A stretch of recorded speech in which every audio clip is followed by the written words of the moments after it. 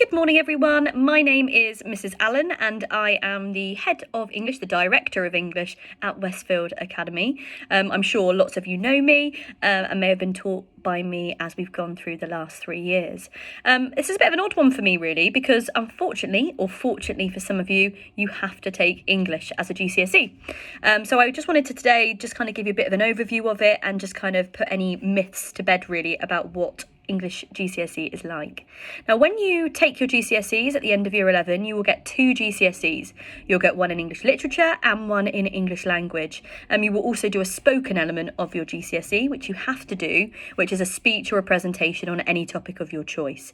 And these presentations are usually done at the end of year 10. Nothing to worry about, but kind of get you used to those kind of communication skills that you may need in your future lives. So let's just talk through each of the GCSEs just to make sure you guys know exactly what's expected. And then if you've got any further questions, you can just let me know. So English literature. Every student does English literature. And within that, you do a Shakespeare text, which is either Macbeth or Romeo and Juliet for us as a department. You will also do a play, which is in Spectacles. And you will also do a 19th century text, which is in our case either a Christmas Carol or Jekyll and Hyde, and most classes do Jekyll and Hyde. You'll probably be thinking, well, I've done all those texts, and a lot of those texts are studied in year 9, and therefore they are just revisited as you go into the GCSE course, and that's something that you'll do throughout year 10, but also you'll look at Jekyll and Hyde, which none of you would have done in year 9. We also do a poetry element. Now, this is an anthology, so a collection of poems put together, and these poems are analysed and shared and explained, and they all kind of group together via a theme. So often it's power and conflict, which is what one of the clusters is. Or there's love, which is another. And we kind of change these year on year, but we've been doing power and conflict over the last few years, and that will be something that we will continue with you as a year group. There's also an unseen element to poetry, so that means that you get a poem that you've never seen before, and you have to kind of explain and understand. Now, all of these skills for literature are things that you've done throughout your life with reading, and it's just kind of revisiting those skills and just making sure you're confident with language analysis, with literature techniques, and just making sure that you can apply them to the exam. And we'll do lots of practice as we go through the GCSE course. We also do language GCSE, and everyone does language GCSE. And within that, it's basically like comprehension. There are 2 exam papers, and it is a bit of a beast because it is a long exam paper. We do 2 exam papers. One is paper 1, which is looking at either a 19th century, a 20th century, or a 21st century text. And you read, and then you answer some questions. I'm making it sound really easy because the texts are quite challenging. But again, those skills that you guys have practiced loads in year 9, so it won't be anything new to you when you come to do that in the exam. We also have to do creative writing for paper 1, and this is usually based on a picture. Again, you've done loads of practice on that because we really build up in those in year 9.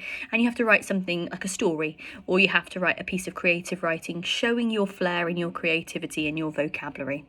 For paper 2, there's 2 texts, and this exam paper is a bit more challenging because you've got to write about 2 different texts, and these are going to be non-fiction, so they're going to be either travel writing, blogs, letters, diary entries, and they can be quite old texts that you have to look at in this exam, and the language is a bit tricky.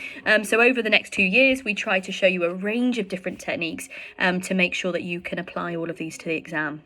Again, similar comprehension, looking at language, looking at structure, but for this creative writing, you have to give an opinion. You have to persuade or you have to inform.